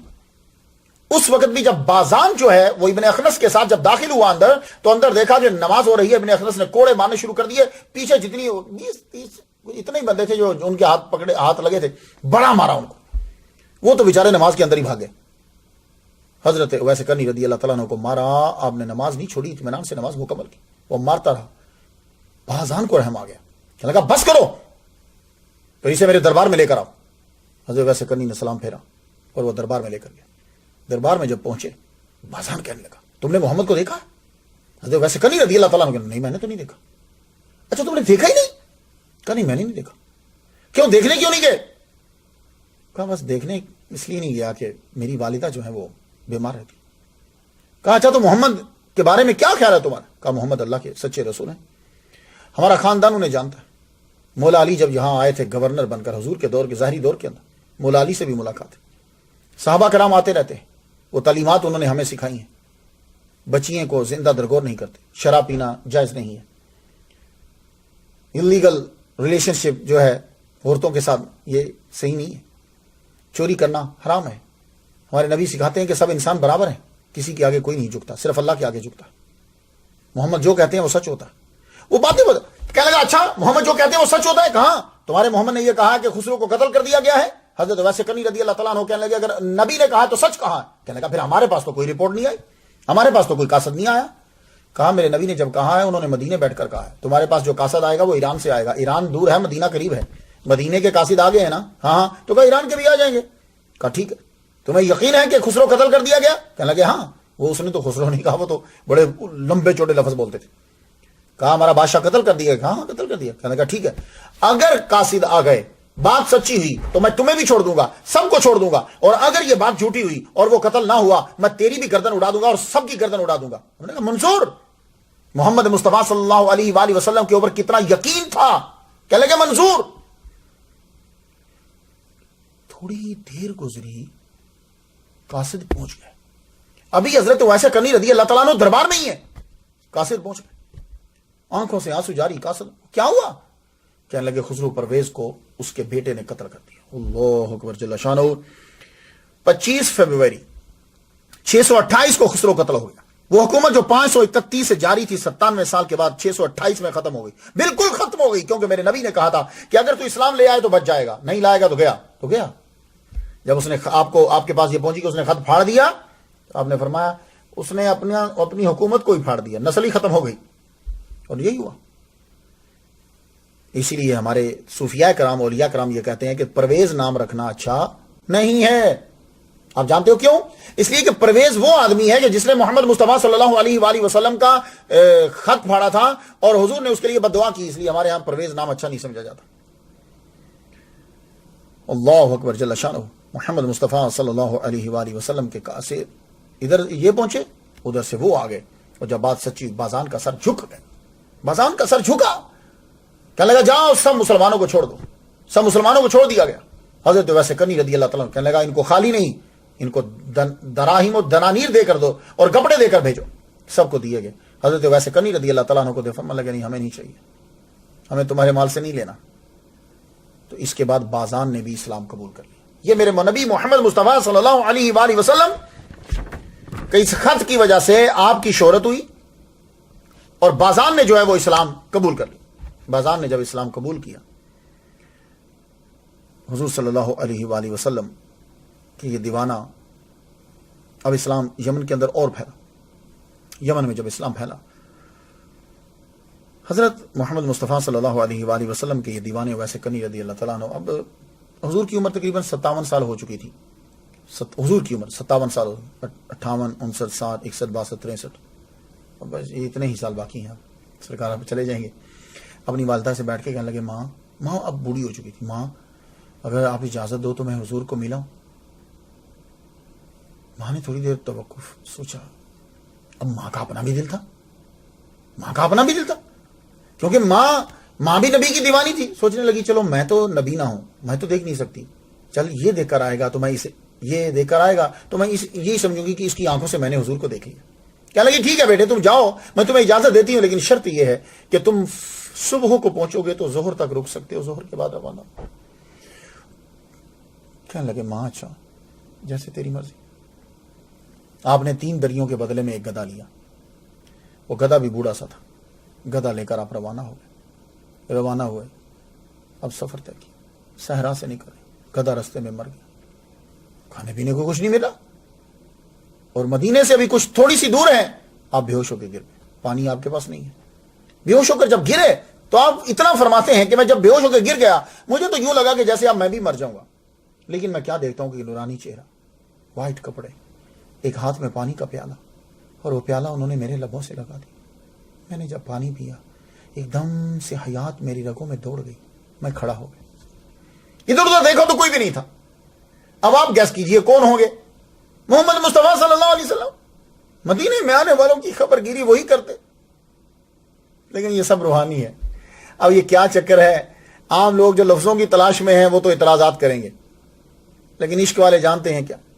آپ وہاں سے اٹھے، ایک آدمی جا رہا تھا، اس کے ساتھ بیٹھ گئے، اس کے ساتھ بیٹھے، اس نے مدینہ مسجد نبوی کے پاس جا کے اتار دی۔ اب یہاں سے ذرا مولانا روم کی بات سنیے۔ مولانا روم مثنوی میں کیا لکھتے ہیں؟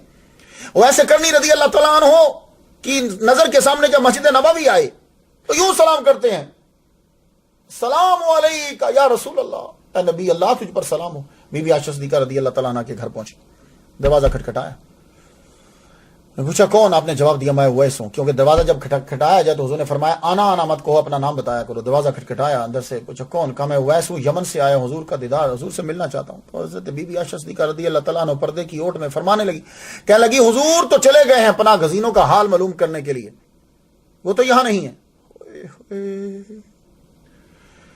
اب خود سوچو 697 مائلز کا سفر کر کے آدمی آیا ہو، بیچارے کا جانور جو ہے وہ مر گیا ہو، اور وہ اس کے پاس وقت بھی کم ہو، اور آگے سے محبوب کا دیدار نہیں ہو رہا۔ حضور پناہ گزینوں کا خیال پتہ کرنے چلے گئے تھے۔ وہ پناہ گزین کون تھے آپ کو معلوم ہے؟ وہ ٹریٹی حدیبیہ جو ہوا تھا، وہ ٹریٹی حدیبیہ کی ایک شک بڑی ہارڈ تھی، وہ یہ تھا کہ جو مدینے پہنچے گا ان کا وہ واپس کرنا پڑے گا۔ اب وہ مسلمان وہاں سے تنگ تھے، مدینے پہنچ نہیں سکتے تھے، انہوں نے بیچ کے اندر قیام کرنا شروع کر دیا، وہ بندے وہاں اکٹھے ہونے لگے، ان کے اوپر قریشیوں نے حملہ کر کے کچھ کو زخمی کیا، مال لوٹ لیا۔ حضور کو جب پتا چلا تو حضور ان کا پتہ کرنے گئے، پیچھے سے حضرت ویسے کرنی رضی اللہ تعالیٰ عنہ آپ رونے لگے، بڑا روئے، آپ کی ہچکی بن گئی۔ بی بی عائشہ صدیقہ رضی اللہ تعالیٰ عنہ فرماتی ہیں کہ میں نے ان کو بہت روتے ہوئے دیکھا۔ آپ پھر وہاں مسجد چلے، مسجد جا کے بیٹھے، کبھی کھڑے ہو کے حضور کے ممبر کو ہاتھ لگاتے، کبھی ممبر کو مصلی کو چھوتے، کبھی دیواروں کو چھوتے، حضور کا یہاں ہاتھ لگا اسے چومتے، حضور جہاں بیٹھتے اسے چومتے، وہ مصلی کو چومتے۔ ظہر کی نماز کا وقت ہو گیا، ظہر کی نماز کا وقت ہوا، آپ نے نماز ادا کی۔ نماز ادا کرنے کے بعد لوگوں نے پوچھا تم اجنبی ہو؟ تو آپ نے بتایا میں کہاں سے آیا ہوں، میں کون ہوں، اور میں واپس جانا چاہتا ہوں۔ ہر ایک نے یہ کہا کہ رک جاؤ، حضور رات آ جائیں گے یا کل آ جائیں گے؟ کہنے لگے مجھے اجازت نہیں ہے، میری والدہ محترمہ نبینہ ہیں، انہوں نے مجھے صرف ظہر کی نماز تک اجازت دی تھی، اب میں واپس چلتا ہوں۔ اور آپ جب چلنے لگے تو منہ مسجد نبوی کی طرف ہے، نبی کی مسجد کی طرف، اور یوں پیچھے چلتے چلتے چلتے چلتے چلتے یوں چلتے دور جا کے پھر کھڑے ہو کے مسجد نبوی کو دیکھنے لگے۔ آپ دیکھ رہے ہیں اور آنکھوں سے آنسو جاری ہیں کہ پیچھے سے آواز آئی، سنو میں ابو صبرے ہوں، میں قبیلہ جوفی کا سردار ہوں، میں یمن سے آیا ہوں، تم رسول اللہ کو جانتے ہو؟ آپ نے یوں مڑ کے پیچھے دیکھا، کہنے لگا ہاں تھکے ہوئے لگ رہے ہو، یہ میرا ہاتھ جو ہے نا اس کے اوپر پھوڑا نکلا ہے، کئی سال گزر گئے ہیں، حکیم اس کا علاج نہیں کر پائے، میں بڑا تنگ ہوں، میں مدینے آیا ہوں، کسی نے بتایا کہ رسول اللہ اس کا علاج کر سکتے ہیں۔ آپ خاموش رہے، رو رہے تھے۔ وہ آدمی نے جب جواب نہ پایا تو ابو صبر آگے چلا گیا، حضرت ویس سکنی رضی اللہ تعالیٰ عنہ واپس میں، آپ واپس یمن پہنچے۔ یہ ابو صبر مسجد نبوی میں جب پہنچا تو اسے معلوم ہوا کہ حضور صلی اللہ علیہ وسلم نہیں ہے، تو اب یہ وہاں رک گیا۔ محمد مصطفیٰ صلی اللہ علیہ وآلہ وسلم واپس تشریف لائے۔ جب واپس تشریف لائے ابو صبرے کی ملاقات ہوئی، اس کی ملاقات ہوئی تو یہ آگے بڑھا۔ اب یہ ذرا اس سے سن لیجئے یہ کیا کہتا ہے کہ محمد مصطفیٰ صلی اللہ علیہ وآلہ وسلم جب واپس تشریف لائے، آپ سونگ رہے۔ بی بی عائشہ صدیقہ رضی اللہ پہلے آپ مسجد میں جاتے تھے، یہ حضور کا طریقہ، جب بھی سفر سے آتے آپ پہلے مسجد میں جاتے تھے، وہاں 2 نفل نماز کا ٹائم ہوتا، 2 نفل پڑھتے آپ، تو آپ یوں سونگ رہے، فرمانے لگے ایک نور کا احساس ہو رہا ہے، ایک خوشبو آ رہی ہے، کون آیا تھا؟ لگتا ہے میرا یار، میرا دوست آیا تھا، میرا دوست آیا تھا۔ مولانا روم مثنوی میں لکھتے ہیں کہ حضور پھر گھر گئے، بی بی عائشہ صدیقہ نے جب بتایا تو حضور اس طرح روئے کہ لگتا تھا کہ آنکھوں سے نہریں دریا جاری ہو گئے، اس طرح روئے۔ فرمانے لگے وہ آیا اور یہ ابو صبرے بتا رہے ہیں حضور صلی اللہ علیہ وآلہ وسلم نے حضرت ویسے کنی رضی اللہ تعالیٰ عنہ کی تعریف کی، یمن کی طرف منہ کر کے سینہ کھول کے آپ نے کہا کہ مجھے یہاں سے خوشبو آتی ہے، ویسے کرنی میرا دوست ہے۔ پھر حضور صلی اللہ علیہ وسلم ابو صبرے کہا آؤ قریب آؤ، وہ جب قریب آئے، یا رسول اللہ میرا یہ ہاتھ جو ہے وہ خراب، آپ نے فرمایا اچھا اب یہ کپڑا ہٹاؤ. کپڑا ہٹایا, آپ نے ایک لکڑی لی, کچھ پڑھ کے دم کیا, لکڑی کو یوں پھیرا, فرمانے لگے جاؤ جب تم گھر پہنچو گے یہ ٹھیک ہو چکا ہوگا. تو ابو صبر جب واپس یمن آیا, جو ہے قبیلہ جوفی کا سردار تھا, اب اس نے تو پورا میلہ لگا دیا, سب لوگوں کو بلایا, آ جاؤ. سارے لوگ آ گئے, اس کے قبیلے والے آ گئے. اب جو شروع ہوا تو بتانے لگا, سنو سنو میں تمہیں ایک بات بتاؤں, سب سے پہلے تو تم میرا ہاتھ دیکھو, یہ دیکھو, دیکھ رہے ہو تو میرا, میں اپنے دائیں ہاتھ سے کوئی چیز پکڑ نہیں سکتا تھا, یہ رسول خدا ہیں, پیغمبر ہیں, انہوں نے میرے ہاتھ کو ٹھیک کیا, یہ لو دیکھو. سب لوگ دیکھ رہے ہیں. اور تمہیں ایک اور بات بتاؤں میں, یہ میرا بیٹا عزیز ہے نا, یہ بھی حضور سے ملا ہے. حضور نے پوچھا, میں نے بتایا حضور یہ میرا بیٹا ہے, یہ صابر ہے, یہ عزیز ہے. تو حضور نے فرمایا نہیں نہیں, عزیز صرف اللہ ہے, یہ عبد الرحمن ہے, میرے بیٹے کا نام عبد الرحمن رکھا. اور اس کے بعد تمہیں میں ایک اور بات بتاؤں, وہ ایسے کرنی کا ذکر کیا, وہ بھی یہاں رہتے ہیں, میں ان کو ڈھونڈ لوں گا. ان کا ذکر کیا حضور نے, آپ فرمانے لگے وہ میرا دوست ہے. وہ بچہ حضرت ویسے کرنی رضی اللہ تعالیٰ عنہ کے گھر, آپ کو پتا جہاں میلہ لگتا ہے بچے آ جاتے ہیں, گاؤں کے لیے تو یہی میلہ ہوتا ہے. اسی لیے اولیاء کرام بزرگان دین عرس کی محفل ہوتی تھی. کیوں؟ وہ گاؤں میں اور کوئی چیز ہی نہیں ہوتی تھی, سال کے بعد وہ لوگ ذرا خوش ہو جاتے تھے. تو لیکن اب تو کچھ لوگوں نے وہاں بیچ میں غلط چیزیں ڈال دی ہیں, لیکن اصل میں مقصد یہی ہوتا تھا, کچھ میسج مل جائے, کچھ لوگ ذرا تھوڑے سے موج میلہ ہو جائے, ان کا خوشی ان کی کچھ ہو جائے.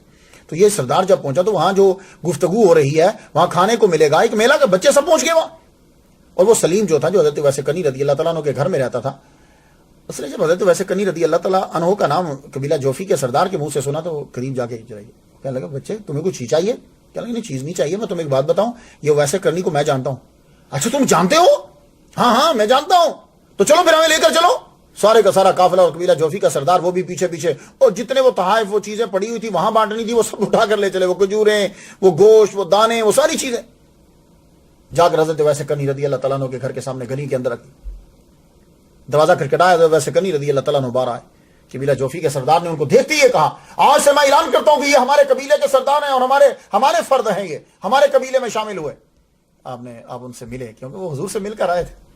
ملے اور انہوں نے کہا, ابو صبر کہنے لگے یہ ساری چیزیں میں نے آپ کو دی. آپ نے فرمایا ہم نے کیا کرنی؟ آپ نے کہا آؤ میں بانٹتا ہوں, تم لو. تو ساروں کو تھوڑا تھوڑا کر کے آپ نے سب کو بانٹ دیا.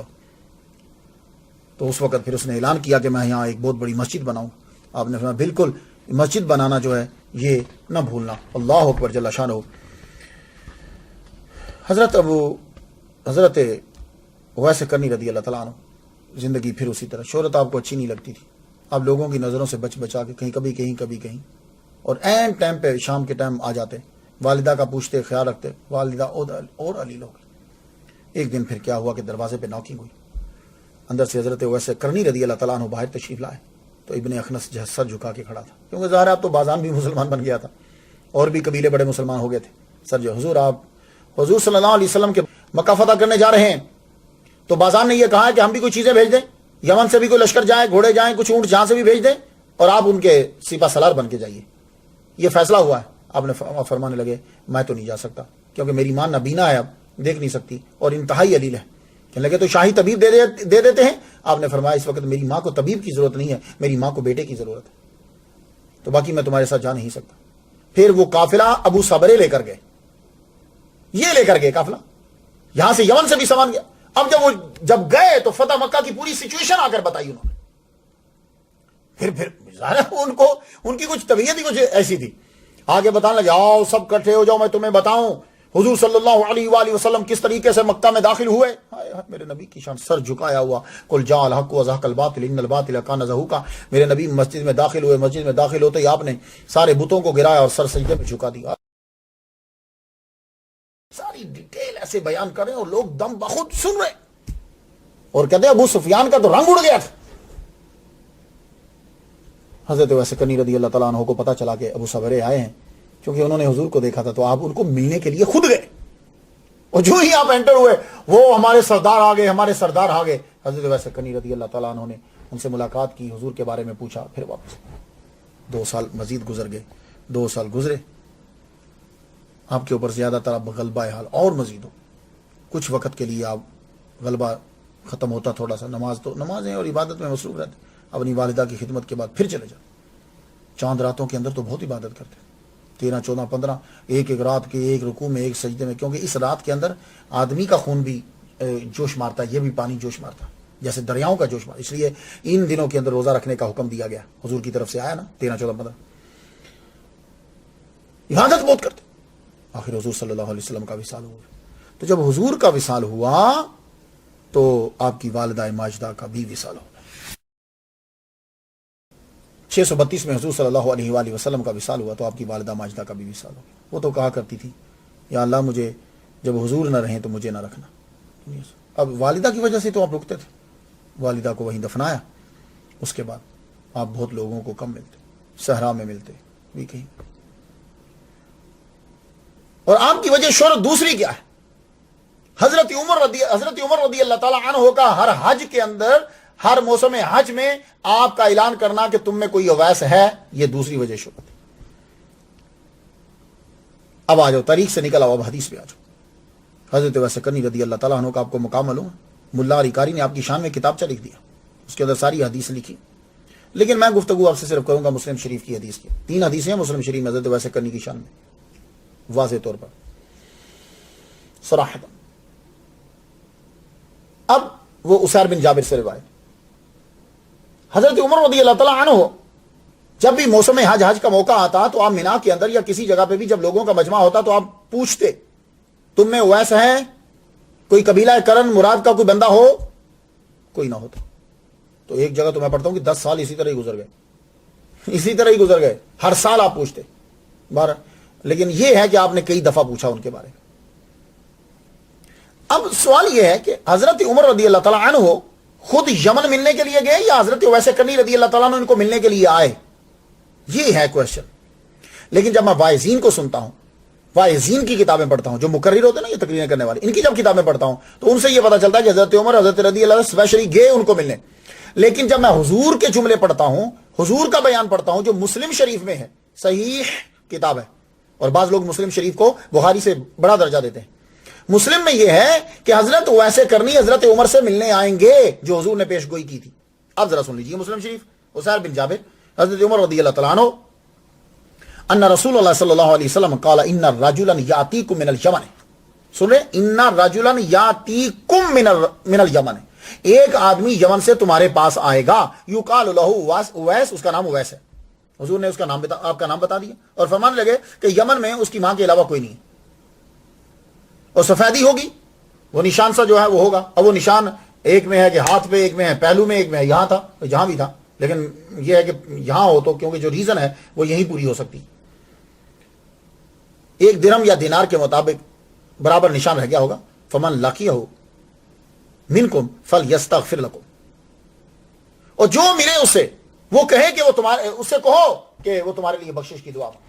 تو بات سمجھ رہے ہیں کہ یہاں ایک لفظ مل رہا ہے کہ وہ تمہارے پاس آئے گا یمن سے, یعنی یہ نہیں جائیں گے, وہ آئے گا. اب ابن عساکر ہے, اس میں ہے کہ حضور نے فرمایا کہ جب تم اس سے ملو, اے عمر جب تم اس سے ملو تو میرا سلام کہہ دینا اسے.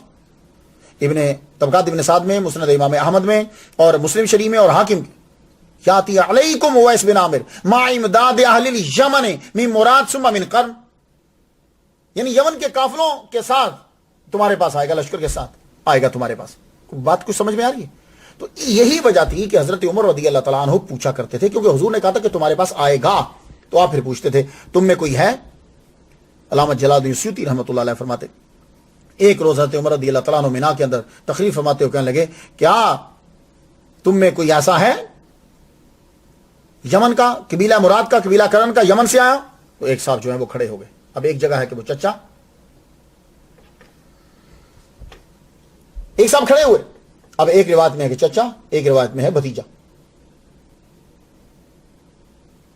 بھتیجا مینز یعنی کزن, آپ کا کزن. وہ کھڑا ہوا تو کہنے لگا میں ہوں.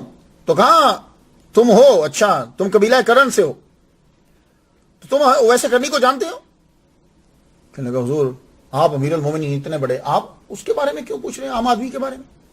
حضرت عمر رضی اللہ تعالیٰ عنہ نے مینا کے اندر پھر بتایا, تم کہہ رہے ہو کہ وہ عام آدمی ہیں, ہمارے نبی محمد مصطفیٰ صلی اللہ علیہ وآلہ وسلم نے یہ کہا تھا کہ وہ تمہارے پاس آئیں گے, تم ان سے دعا کروانا اپنے لیے, گناہوں کی استغفار جو ہے وہ کہنا کہ ہمارے لیے استغفار کرو, دعا مانگو اللہ سے.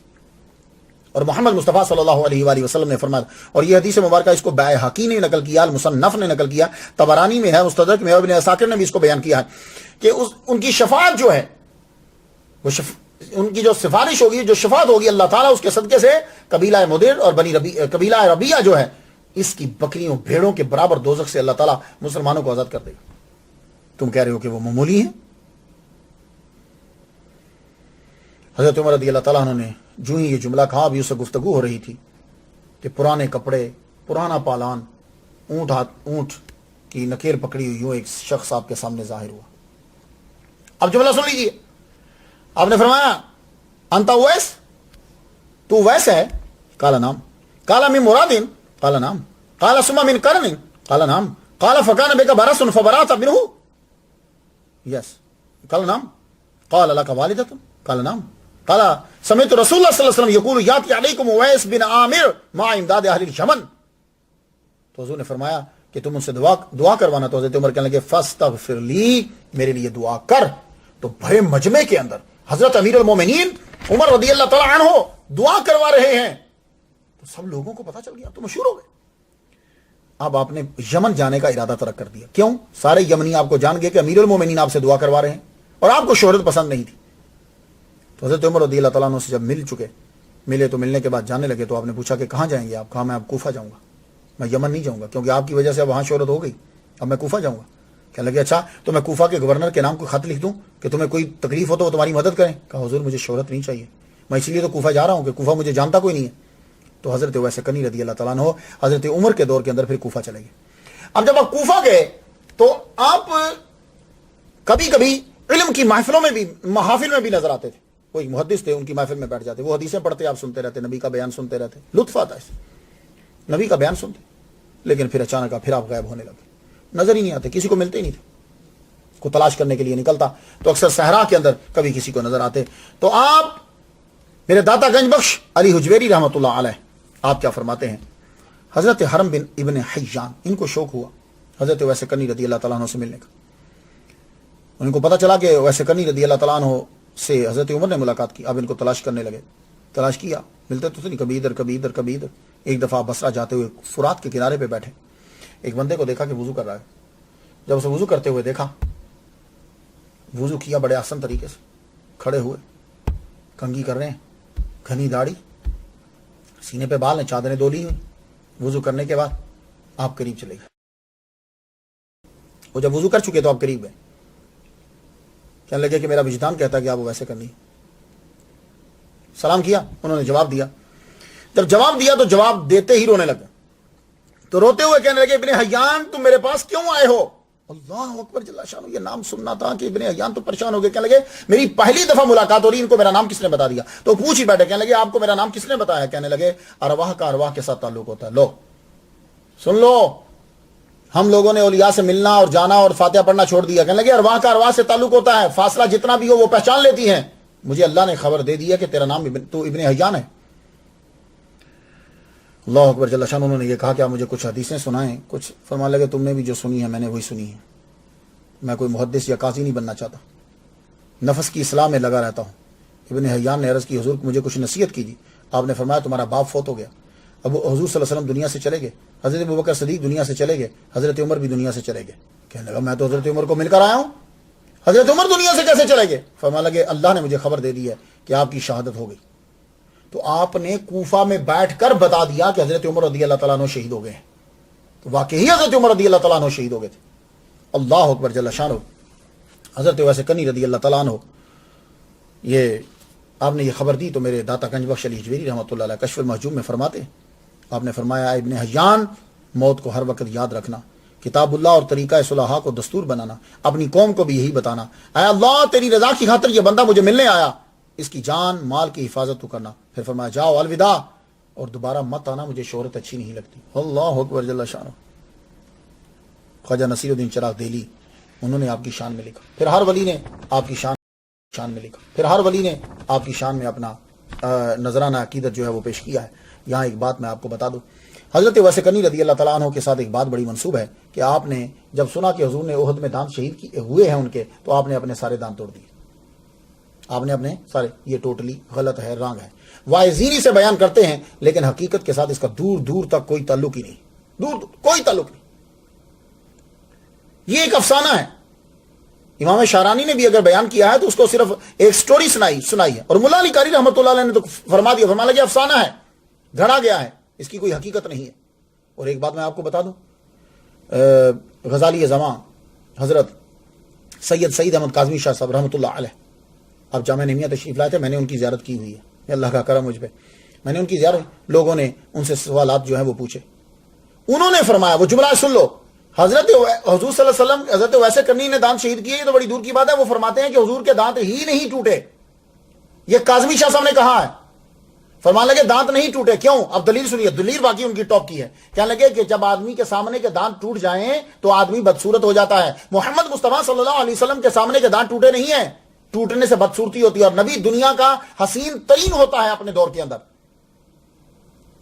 وہ دانت ٹوٹا نہیں ہے، جس کو پنجابی کی نا پور گیا، آپ فرماتے ہیں وہ دانت یہاں سے بھر گیا تھا، اور وہ دانت جو یوں تھوڑا سا ٹوٹتا ہے کنگرا، اس سے خوبصورتی میں اور اضافہ ہو جاتا ہے، یہ ہے کاظمی شاہ صاحب نے فرمایا، رحمۃ اللہ علیہ نے فرمایا۔ تو کہتے ہیں، تو اس لیے آج کے دور کے جو بہت بڑے ٹی وی کے مقرر ہیں مفتی اکمل صاحب، وہ بھی کہتے ہیں کہ حضرت اویس کرنی رضی اللہ تعالیٰ عنہ نے اپنے دانت نہیں اکھیڑے۔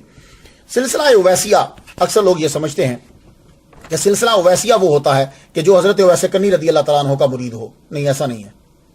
اب اس کے لیے کون بتائے گا؟ تو بھائی اس وقت دنیا میں بڑے مشہور اویسی ہیں، ہمارے پاکستان میں ابو صالح محمد فیض احمد اویسی بڑے مشہور ہیں، انڈیا کے اندر حیدرآباد کے اویسی صاحب بڑے مشہور ہیں، وہ اسد الدین اکبر الدین، وہ اویسی بڑے مشہور ہیں۔ یہ اویسی ہوتا کیا ہے؟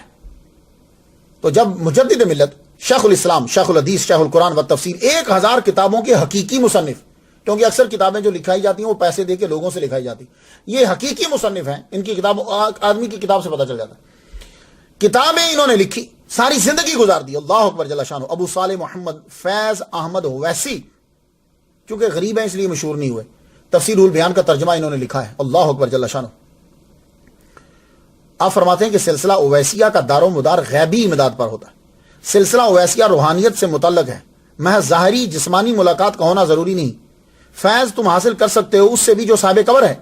تو سلسلہ اویسیہ کہتے ہیں کہ صاحب قبر سے فیض حاصل کرنا یا بنا ملاقات کیے کسی سے فیض حاصل کر لینا۔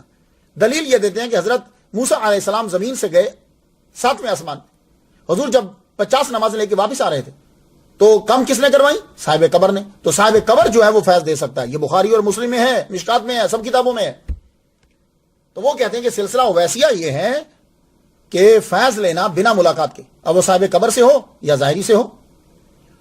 تو شیخ الاسلام، شیخ القرآن و تفسیر ابو صالح فیض احمد اویسی فرماتے ہیں کہ قبور میں جا کر جو فیض پہنچاتے ہیں ان کے فیض یافتہ کو اویسی کہتے ہیں۔ یہ ضروری نہیں کہ حضرت اویس کرنی سے فیض یافتہ ہو، پیر سے ملے بنا فیض لینا یہ سلسلہ اویسیہ کہلاتا ہے۔ تو خواتین و حضرات، جو دنیا میں آیا اس نے پھر آخر جانا بھی ہوتا ہے۔ حضرت اویس کرنی رضی اللہ تعالیٰ عنہ کا وصال ہوا، آپ کا وصال کیسے ہوا؟ اب اس کے اندر پھر مختلف روایات ہیں، کیونکہ بڑے آدمی کو، ہر آدمی کی کوشش ہوتی ہے کہ وہ اپنی طرف منسوب کر لے تاکہ اس کا جو ہے وہ ذرا ٹیکا ہو جائے۔ اب حضرت اویس کرنی رضی اللہ تعالیٰ عنہ تاریخ کے اندر کچھ ایسا ہی ہوا، کسی نے کہا کہ ان کا وصال آذربائیجان کے اندر ہو گیا۔ آذربائیجان کے اندر حضرت عمر کے ساتھ جا رہے تھے، عبداللہ بن سلمہ تھے، اویس کرنی تھے، یہ جا رہے تھے، اور آذربائیجان سے واپس آئے تو یہ بیمار ہو گئے۔ جب بیمار ہوئے تو پھر کیا کیا کہ قریب کا قبرستان میں دفنانے کے لیے چلے گئے۔ وہاں پہنچے تو قبر کھدی ہوئی تھی، تجہیز و تکفین ساری چیزیں تیار تھیں، اور ہم نے جنازہ پڑھنے کے بعد دفنا دیا۔ جب واپس آئے کہ یار وہ قبر پہ کوئی نشان تو چھوڑ جائیں، واپس آئے تو قبر نظر ہی نہیں آئی، ایک روایت۔ دوسرا یہ ہے کہ آپ نہامند میں شہید ہوئے۔ نہامند جو ہے یہ ایران کے اندر ہے، وہاں جنگ ہوئی تھی جب حضرت عمر کے دور میں، وہاں شہید ہوئے۔ تو اگر یہ وہاں شہید ہوئے ہیں تو وہ تو 642 میں ہوئی ہے، وہ آپ کا وصال تو 657 میں ہے، اور اسی کے اندر جو ہے وہ جمہور جو ہیں وہ اسی پہ ہیں کہ 657 میں ہوا۔ اب اصل چیز جہاں مشہور ہے، اس کو نقل کیا جمہور اور عقل کہتی ہے، وہ کیا ہے کہ آپ مولا علی کے لشکر میں شامل ہوئے اور شہید ہوئے۔ میرے داتا گنج بخش لجویری کشف المحجوب میں اکمال فی اسماء الرجال کتاب کا نام ہے، اس کے اندر بھی ہے، شاہ عبدالحق محدث دہلوی نے بھی نقل کیا ہے، ابو نعیم اصفہانی نے بھی کہا ہے، فرید الدین عطار رحمۃ اللہ علیہ نے بھی نقل کیا ہے، خزینۃ الاصفیاء کتاب کے اندر بھی ہے کہ آپ کی شہادت جنگ صفین کے اندر ہوئی ہے۔ یہ جنگ صفین کہاں ہوئی تھی؟ مولا علی اور میر معاویہ کے درمیان تھی، یہ فرات کے کناروں کے اوپر ہی ہوئی تھی۔ اب یہ علاقہ رقہ، یہ علاقہ اب شام کے اندر، سیریا کے اندر ہے۔ آپ فرات کے کناروں پہ ہی رہتے تھے ادھر ادھر۔ آپ نے دیکھا کہ جنگ کا اعلان ہو رہا ہے. پتہ چلا کہ مولا علی شیر خدا رضی اللہ تعالیٰ عنہ کے برابر میں امیر معاویہ آ گئے. حضرت اویس کرنی رضی اللہ تعالیٰ عنہ اٹھے. اب جب اٹھے تو پہلے ہی مولا علی فرما چکے تھے, کہنے لگے کہ 20 لشکر ہوں گے, ہر لشکر میں 1000 ہوگا, سب تو پورے ہو گئے, آخری لشکر بچا 999 بندے, ایک بندہ رہ گیا. آپ فرمانے لگے بندہ آئے گا, بندہ پہنچے گا. خیمہ لگا کے 2 بندے بٹھا دیے, فرمانے لگے کہ انتظار کرتے رہو, جو ہی وہ آئے میرے پاس لے کر آ جانا. اب آپ کو امیر معاویہ کے جتنے بندے تھے وہ آپ کو شہید کرنا چاہتے تھے کہ آپ کو ختم کر دیا جائے. 2 بندے بٹھا دیے کہ آپ کو شہید کرنے کے لیے. انہوں نے ایک تیر لیا, تیر کی 6 قسمیں تھی عرب کے اندر. یہ جو قسم تھی یہ بڑی خطرناک تھی. یہ کیا ہوتا تھا کہ تیر یوں گھوم کے جاتا تھا, اور جس جگہ جاتا تھا نا تو ایسی عجیب سی چیز ہوتی تھی کہ وہ پھاٹتا وہ یوں سوراخ کرتا اندر گھس جاتا تھا. وہ تیر آپ کے لیے, اور یہ عام طور پر پورے ہیویٹیڈ ہوتا تھا. وہ تیر جو آپ کے لیے تیار کیا گیا, تیر تیار کر کے وہ نشانے پہ بیٹھے کہ کب علی باہر نکلے اور ہم نشانے پہ لگائے. ویسے کرنی رضی اللہ تعالیٰ عنہ انٹر ہوئے. مولا علی بندوں نے آ کے پکڑ لیا. اب جب جانے لگے پوچھا مولا علی کدھر ہیں, میں جنگ میں ان کی طرف سے لڑنا چاہتا ہوں. انہوں نے کہا اندر خیمے میں. بندوں نے جا کے اطلاع دی. مولا علی شیر خدا رضی اللہ تعالیٰ عنہ بات تشریف لائے. وہ دشمن جو گھات لگائے بیٹھے تھے انہوں نے تیر چلا دیا. تیر چلائی, اتنے میں حضرت ویسے کرنی رضی اللہ تعالیٰ عنہ آگے بڑھ گئے. آگے بڑھے, انہوں نے حضرت مولا علی نے یوں ہاتھ پھیلائے, آپ دوڑ کے سینے سے لگے. وہ تیر مولا علی کو لگنے کے بجائے حضرت ویسے کرنی رضی اللہ تعالیٰ عنہ کے پیچھے سے یوں ہڈی کو, وہ ساتھ جو گوشت یوں گھماتا کراس کرتا ہوا دل تک پہنچ گیا. آپ نے مولا علی کے ہاتھوں میں ہی جان دے دی. اور الرقہ اسی جگہ آپ کا روزہ بنا دیا گیا. یہ ہے مشہور روایت جو میں نے آپ کو بتا دی. 657 عیسوی جولائی کے مہینے کے اندر حضرت ویسے کرنی رضی اللہ تعالیٰ عنہ دنیا سے جو ہے وہ تشریف لے گئے.